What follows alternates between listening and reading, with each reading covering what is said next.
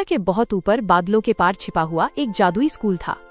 एक ऐसा स्कूल जो केवल रात में ही दिखाई देता था। दूर दराज के देशों से परियां यहाँ मंत्र, उड़ना और प्राचीन जादू सीखने आती थीं। और उन्हीं के बीच थी लायरा, जिज्ञासु, बहादुर और थोड़ी ज्यादा ही साहसी। हर रात वो स्कूल चमकते हुए अस्तित्व में आता था और हर सूर्योदय के साथ वो गायब हो जाता था। एक नियम अटल था, सूरज उगने पर किसी भी परी को वहाँ नहीं रुकना चाहिए। लायरा दूसरों जैसी नहीं थी। जब बाकी सब प्रकाश जादू का अभ्यास करते थे, वह भटकती थी। वो मना किए गए मीनारों, छिपे हुए गलियारों और बंद कमरों की खोज करती थी। एक रात उसे कुछ अजीब मिला। चांदी जैसी रोशनी वाली लताओं के पीछे छिपा हुआ एक चमकता हुआ दरवाजा। उस कमरे के अंदर समय का एहसास अलग था। हवा में ठहरी हुई घड़ियां, सितारों की तरह चमकती धूल और कमरे के बीचों बीच एक आईना। लेकिन उसमें लायरा की परछाई नहीं दिख रही थी। उसमें एक इंसान की लड़की दिख रही थी। लायरा और करीब गई। आईना फुसफुसाया, रुक जाओ और तुम्हें सच का पता चलेगा। लायरा ने ध्यान नहीं दिया कि आसमान बदल रहा था। तारे धुंधले होने लगे, चमक कम होने लगी और फिर सूरज की रोशनी ने स्कूल को छू लिया। अचानक घंटियां जोर जोर से बजने लगी। वापस लौट आओ, भोर होने से पहले वापस लौट आओ।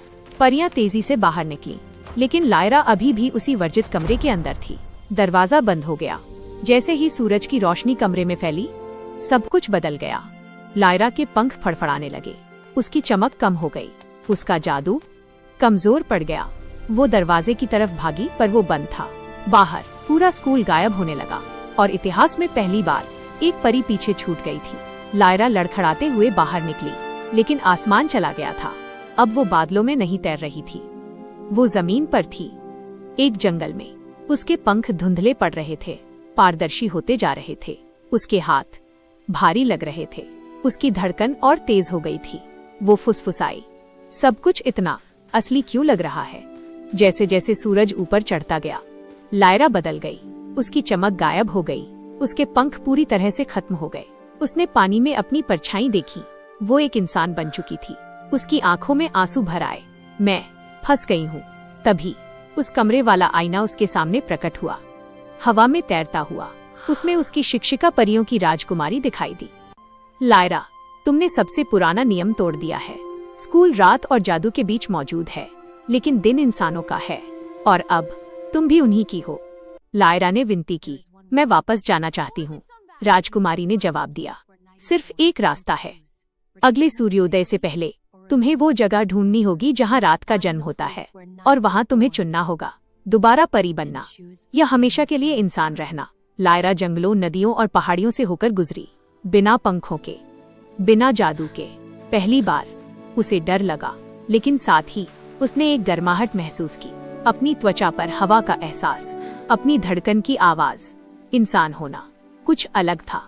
सूर्यास्त के समय वो एक पहाड़ की चोटी पर पहुंची, जहां आसमान बैंगनी हो रहा था, जहां तारे बस दिखना शुरू ही हुए थे। वो जगह जहां रात का जन्म होता है। आईना फिर से प्रकट हुआ। अब चुनो। आवाज आई, परी या इंसान। लायरा ने अपनी आंखें बंद कर लीं।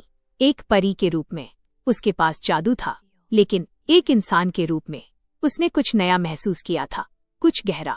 वो फुसफुसाई, मैं महसूस करना चाहती हूँ, भले ही इसमें दर्द हो। आसमान चमक उठा। स्कूल एक आखिरी बार उसके ऊपर दिखाई दिया। उसके पंख फड़फड़ाए, उसे एक मौका दे रहे थे। लेकिन लायरा पीछे हट गई। मैं यहाँ रहना चुनती हूँ। स्कूल गायब हो गया, लेकिन रोशनी का एक अकेला पंख उसके हाथ में गिर गया। एक याद, जादू का एक अंश। लायरा मुस्कुरा दी। वो अब परी नहीं थी, लेकिन वो साधारण भी नहीं थी। सालों बाद एक छोटी बच्ची ने रात के आसमान की ओर देखा और उसे कुछ चमकता हुआ दिखा। सितारों के बीच तैरता हुआ एक स्कूल, और उसके पास लायरा खड़ी थी, मुस्कुराते हुए। कुछ जादू कभी। और इस तरह लीटा एक इंसान बन गई।